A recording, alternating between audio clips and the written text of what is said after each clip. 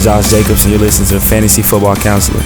Welcome to the show, everybody. Joseph from the Fantasy Football Counselor. Today we're talking about DeAndre Hopkins and his fantasy football impact going into 2020 fantasy football. Is he worth that late first-round pick? Should you draft him? How should you draft him? When should you draft him? What do you do with DeAndre Hopkins this season for Fantasy Football 2020? I'm going to give you his outlook and his impact and everything you need to know so you guys can make that proper decision before considering a guy like DeAndre Hopkins super early in your 2020 NFL draft. Very, very important episode, guys. Before I get into this, guys, couple things.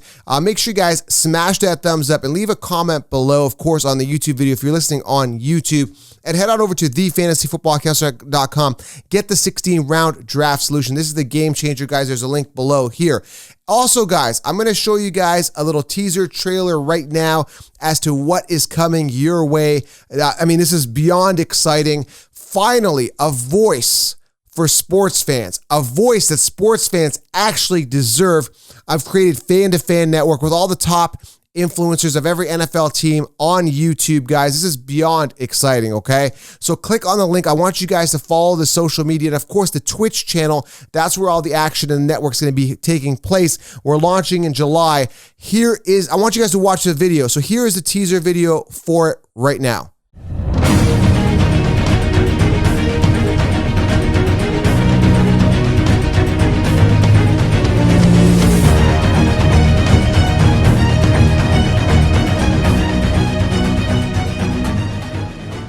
All right, guys, so that is a sneak peek of Fan to Fan Network. Follow on Twitch coming this summer. Guys, this is absolutely huge. You guys need to get on Twitch. If you don't have a Twitch account, create one. There is a link here below. We're going to be streaming there. Lots more information to follow.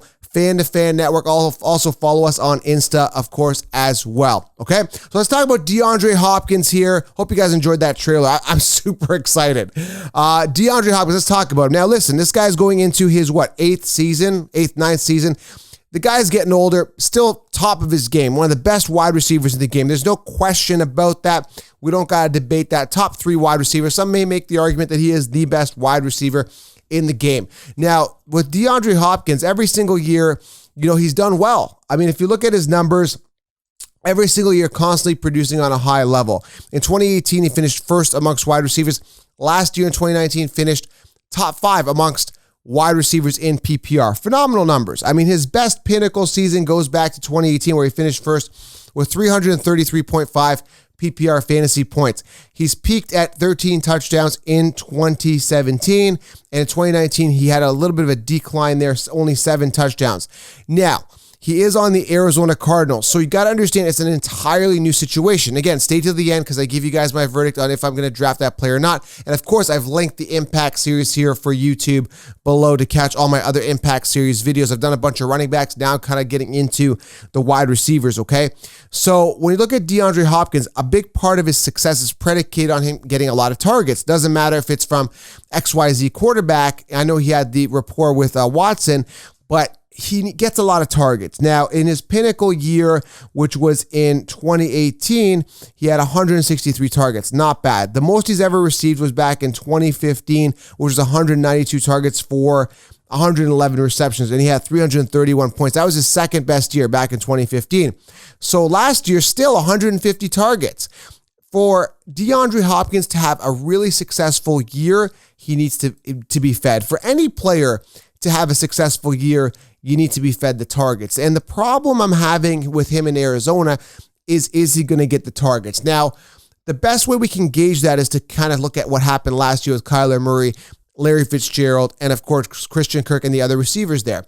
If you look at the volume distribution, the peak receiver there last year, the number 1 wide receiver was Larry Fitzgerald at 109 targets, okay?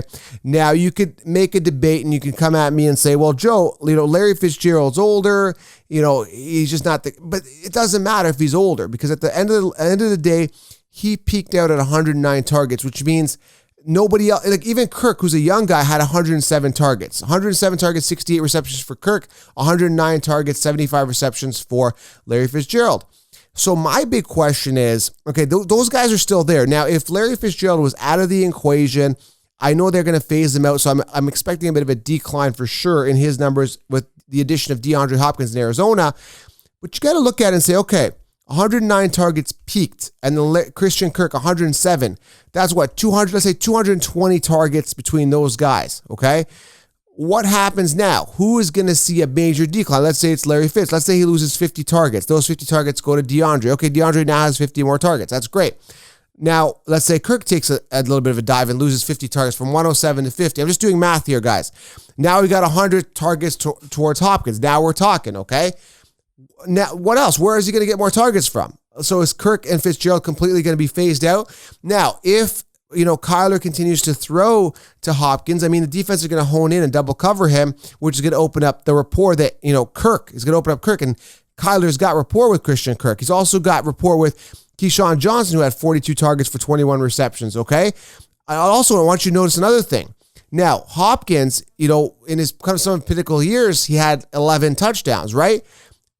Larry Fitzgerald and Kirk combined had 7 touchdowns. All together, with all the wide receivers combined, they had 7, 8, 9, 10, 11, 12 touchdowns combined with all the wide receivers, okay?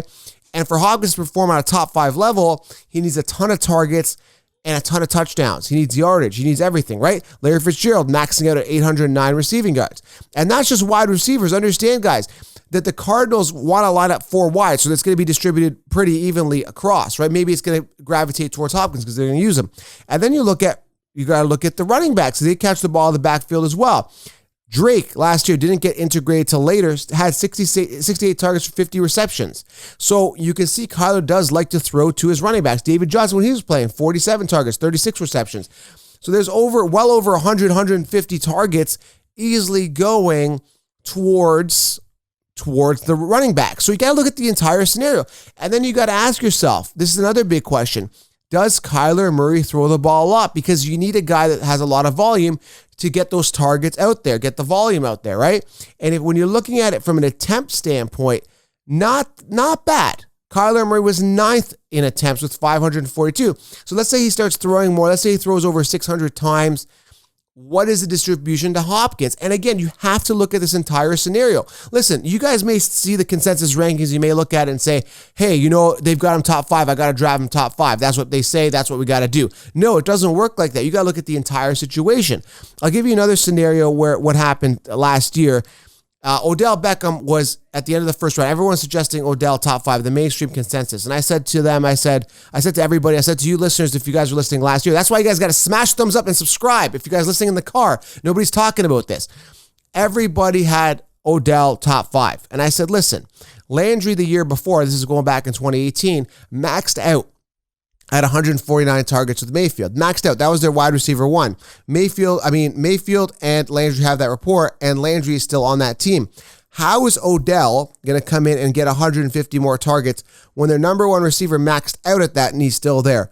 So mathematically, and I could be wrong, every pass could go to DeAndre Hopkins, Larry Fitzgerald gets benched, Christian Kirk gets phased out, and they just focus strictly on him. Understand, these guys still have Andy Isabella.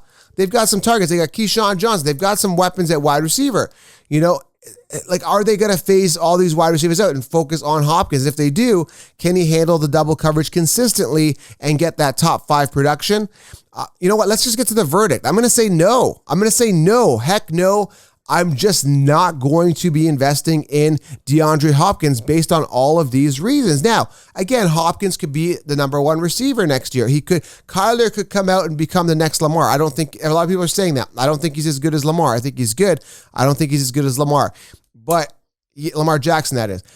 Guys, I don't know what to tell you. I just don't trust it, especially with that precious first overall or first round pick. Forget it. I'm not going to do it. Not to mention, guys, I talk about this in my 16 rounds. In the first 4 rounds, ideally, so at least 3 rounds minimum, you have to be going a robust RB. If not, you're going to end up with the Phillip Lindsays and Jordan Howards of the world. I'm telling you right now, you need to load up on running backs early. Now, then you can take some wild cards later. You get Swift, you can get Akers in the 5th round if you need to.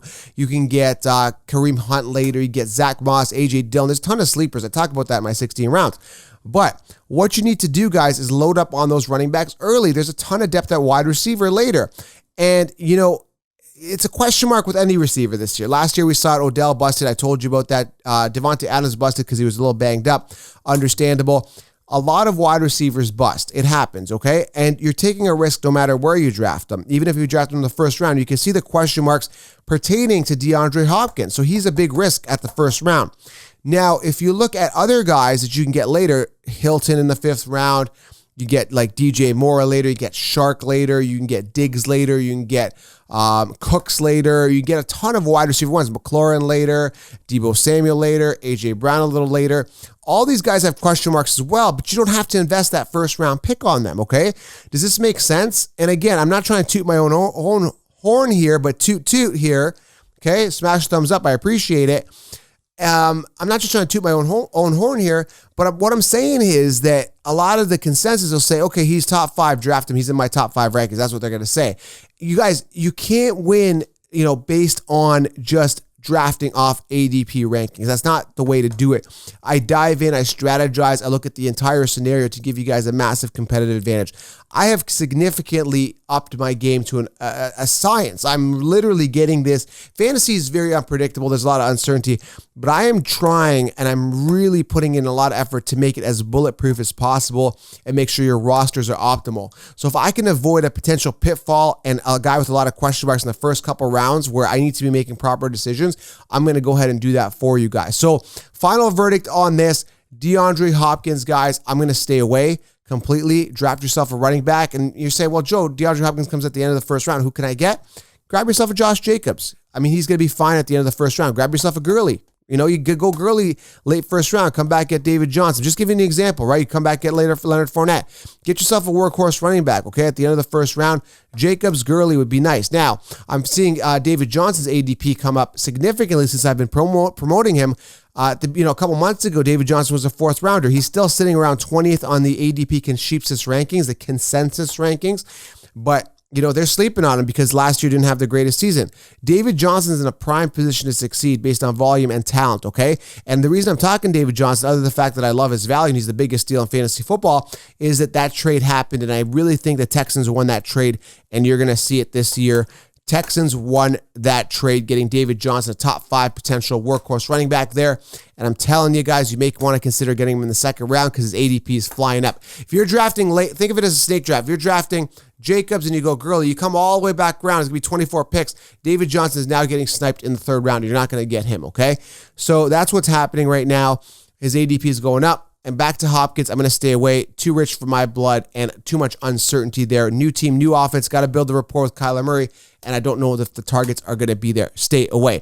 All right, guys, make sure you guys subscribe. Leave a thumbs up. Leave your fantasy questions below. And, of course, follow on Twitch, the Fan and Fan Network.